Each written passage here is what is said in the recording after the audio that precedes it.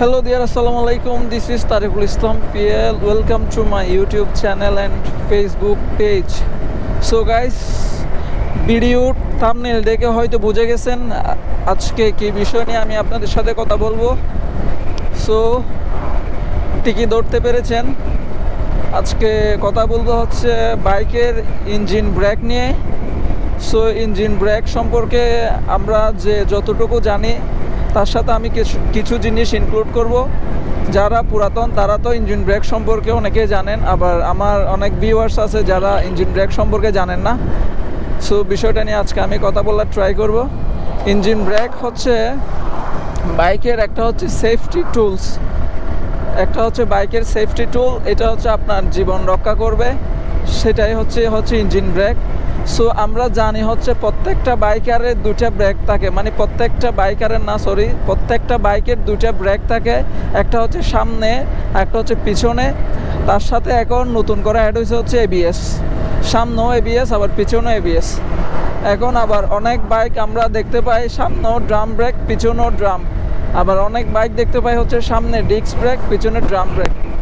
এই জাতীয় বাইকগুলো হচ্ছে আমাদের বাংলাদেশের মধ্যে প্রচলিত। সো আজকে ইঞ্জিন ব্রেক নিয়ে আমি কথা বলার ট্রাই করব। সো ইঞ্জিন ব্রেক জিনিসটা কি? ইঞ্জিন ব্রেক জিনিসটা হচ্ছে আমি এখন একটা ব্রেক করছি, এখানে আমি ক্লাস করি নাই, ক্লাস না করা অবস্থায় আমি একটা ব্রেক করছি। এই ব্রেকটাই হচ্ছে মূলত ইঞ্জিন ব্রেক।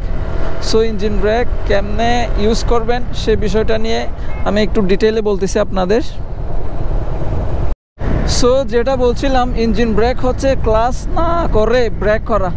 ক্লাস না করে অনেকে আমরা ব্রেক করতে অভ্যস্ত না, দ্যাটস ওয়াই অনেকের কাছে ইঞ্জিন ব্রেকটা হচ্ছে কঠিন লাগে।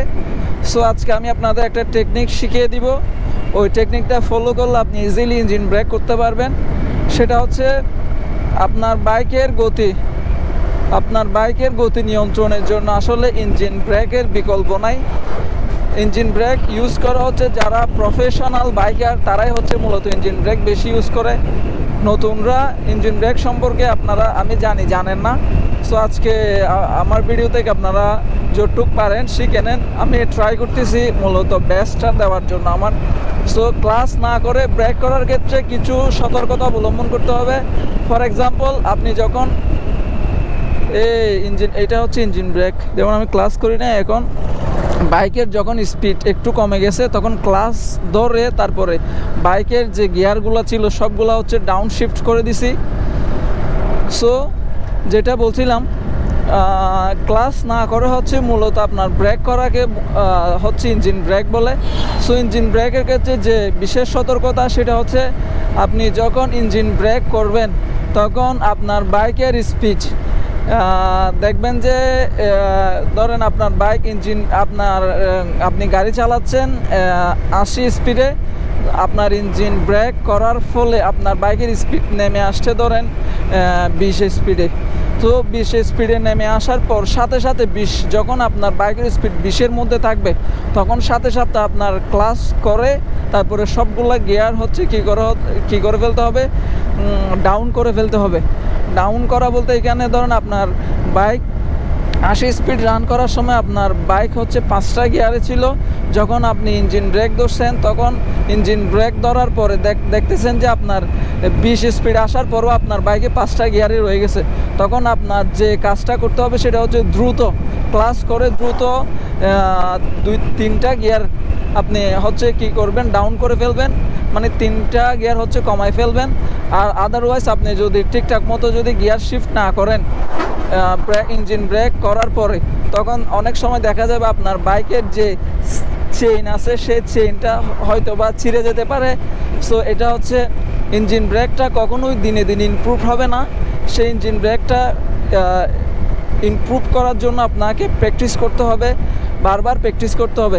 এটা প্র্যাকটিস করার সবচেয়ে ভালো ওয়ে হচ্ছে ফাঁকা রাস্তা।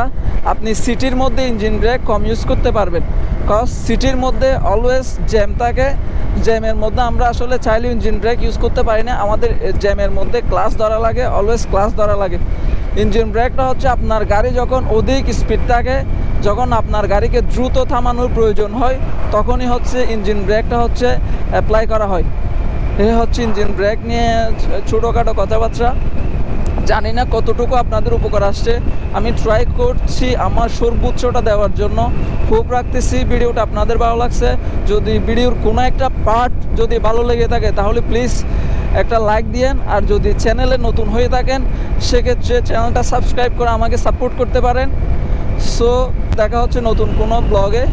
সবার জন্য শুভকামনা রইল। আল্লাহ হাফেজ।